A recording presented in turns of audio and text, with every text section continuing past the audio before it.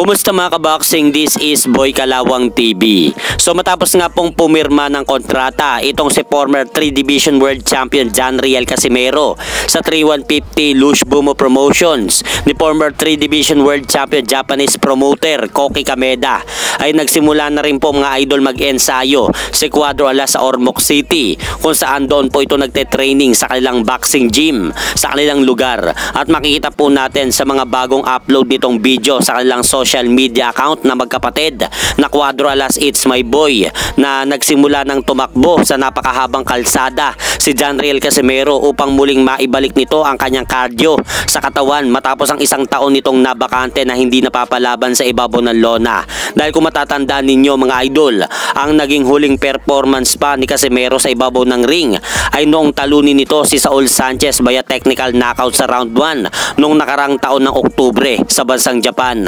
Kaya po ngayon, excited na nga pong lumaban si former 3 Division World Champion John Riel Casimero sa kanyang muling pagbabalik sa ring. Kaya hintay na lang po natin ang anunsyo ng promoter ni Cuadro Alas kung sino ang makakalaban nito sa kanyang pagbabalik sa ibabaw ng ring. At sa kabilang banda naman, Manny Pacquiao binisita ng NBA basketball player na si Jaylen Brown ng Boston Celtics sa mismong mansyon po ni pambansa kamao Manny Pacquiao.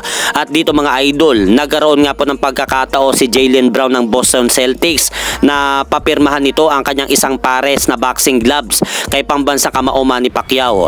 At ang dahilan nga po mga idol ng pagbisita ni Jaylen Brown dito sa Pilipinas ay upang i-endorse po nito sa bansa ang kanyang bagong signature shoes na 741 upang mas lalo pang makilala ang kanyang negosyo sa buong bansa. At hindi lang po yan mga idol ang unang beses na may sikat na NBA basketball player na nais makita si Manny Pacquiao ng personal sa ating bansa. Nandyan po sina Klay Thompson at Dwight Howard. At hanggang dito na lang po muna ang aking update sa mga ganapan sa mundo ng boxing. At syempre mga idol, huwag nyo rin pong kalimutan, pakisuportahan nyo naman po muna ang ating munting channel. Maraming salamat po.